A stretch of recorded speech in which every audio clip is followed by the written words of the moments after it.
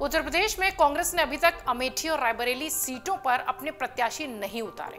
कांग्रेस की ओर से इन दो सीटों पर प्रत्याशी घोषित न किए जाने से सियासी गलियारों में कई तरह की चर्चाएं हो रही हैं। इस बीच कांग्रेस पार्टी से जुड़े सूत्र कह रहे हैं कि अब इन दोनों सीटों पर फैसला अप्रैल के आखिरी हफ्ते में हो सकता है। पूरे देश की चर्चित संसदीय सीटों में शुमार अमेठी लगातार सुर्खियों में बनी हुई है। वजह 2019 में के पहले तक गांधी परिवार का दबदबा वाली ये सीट करीब 55,000 वोटों के अंतर से स्मृति ईरानी ने जीत दर्ज करके इसे गांधी परिवार के गढ़ वाली जो टैग था उससे हटा दिया। और इस बार फिर स्मृति ईरानी मैदान में है और उनका मुकाबला किससे होगा ये अभी तक तय नहीं हो पाया है। कांग्रेस पार्टी की तरफ से, गठबंधन की तरफ से हर दिन एक नया नाम सामने आ रहा है। कोई गांधी परिवार की दावेदारी ठोक रहा है तो कोई नया समीकरण प्रस्तुत कर रहा है।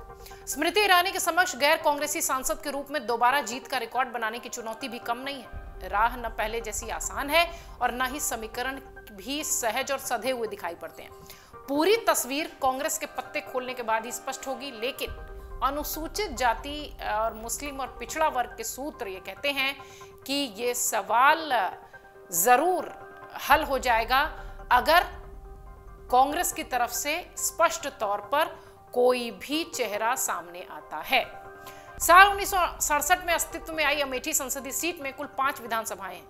अमेठी, जगदीशपुर, गौरीगंज, तिलोई और अमेठी जिला, जबकि सलौन विधानसभा रायबरेली जिले की है।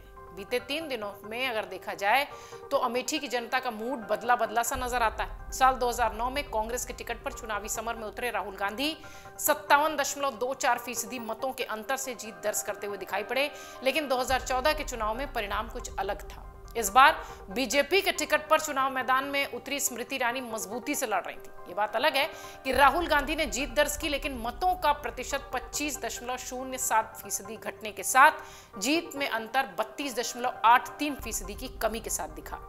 हार के बाद भी स्मृति ने अमेठी को नहीं छोड़ा। यहां से निरंतर वो जुड़ी रही और इसका परिणाम उन्हें मिला 2019 में। 2019 के चुनाव में स्मृति ईरानी ने गांधी परिवार के गढ़ कहे जाने वाले इस इलाके को ध्वस्त कर दिया और जीत दर्ज की।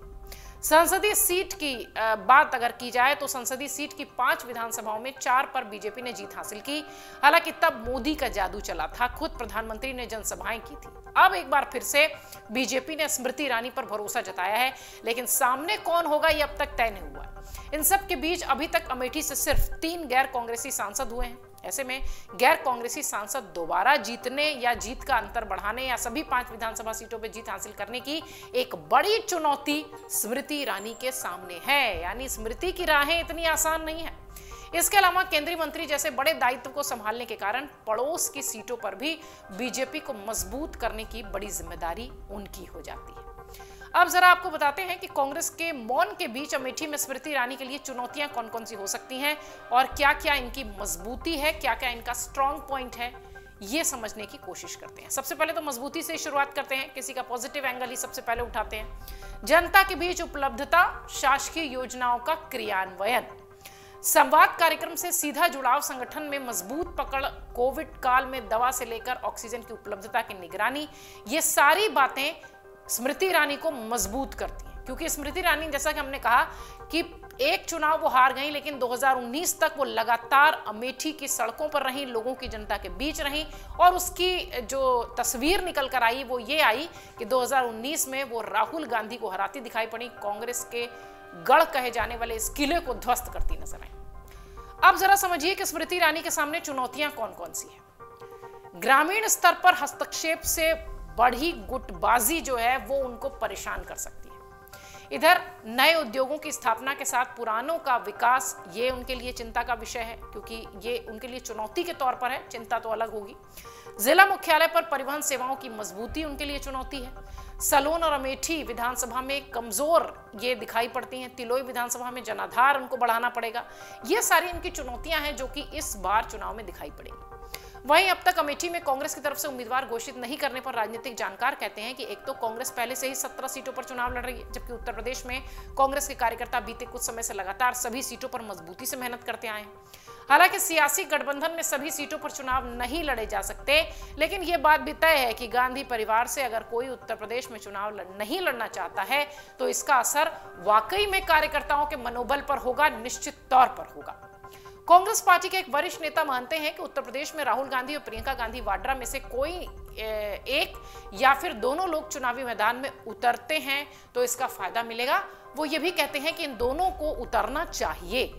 उनका कहना है कि हार या जीत अपनी जगह होती है, लेकिन चुनावी मैदान में उतरने से एक सकारात्मक, एक पॉजिटिव संदेश जरूर कार्यकर्ताओं तक जाता है, जो कि उत्तर प्रदेश में कांग्रेस के लिए टॉनिक की तरह काम कर सकता है। आपको यह भी बता दें कि उत्तर प्रदेश में कांग्रेस का समाजवादी पार्टी के साथ गठबंधन है। समाजवादी पार्टी के साथ सीट शेयरिंग का फॉर्मूला तय हुआ है। 17 सीटें कांग्रेस की झोली में आई हैं। सपा ने 63 सीटों पर अपने उम्मीदवार उतारने की तैयारी की है। कांग्रेस को जो 17 सीटें मिली हैं उसमें अमेठी और रायबरेली शामिल है। ये उनकी परंपरागत सीट है, आप सब जानते हैं। वहीं अगर देखा जाए तो प्रयागराज और वाराणसी जैसी सीटें भी कांग्रेस के हिस्से में है।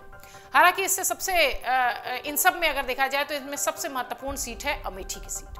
अमेठी को गांधी परिवार का गढ़ कहा जाता रहा है। खुद राहुल गांधी अमेठी से 2004 से 2019 के बीच 3 बार लगातार सांसद रहे हैं। हालांकि 2019 के लोकसभा चुनाव में उन्हें बीजेपी की स्मृति ईरानी से हार का सामना करना पड़ा था, लेकिन अगर बात स्मृति ईरानी की करें, क्योंकि बीजेपी ने फिर से उन पर भरोसा जताया है, इस बार उन्हें अमेठी से फिर से टिकट दिया है, लेकिन उनकी चुनौतियां अमेठी में कम नहीं है। इंतजार इस बात का है कि कौन कांग्रेस की तरफ से स्मृति ईरानी के सामने खड़ा होता है। उसके बाद पता चलेगा कि चुनौतियां कितनी और ज्यादा हैं या फिर 2019 की तरह ही मामला बीजेपी के पक्ष में जाएगा। अगर आप ये वीडियो YouTube पर देख रहे हैं तो हमारे चैनल को सब्सक्राइब करें और बेल आइकन को दबाना ना भूलें। अगर आप Facebook पर ये वीडियो देख रहे हैं तो हमारे पेज को लाइक करें।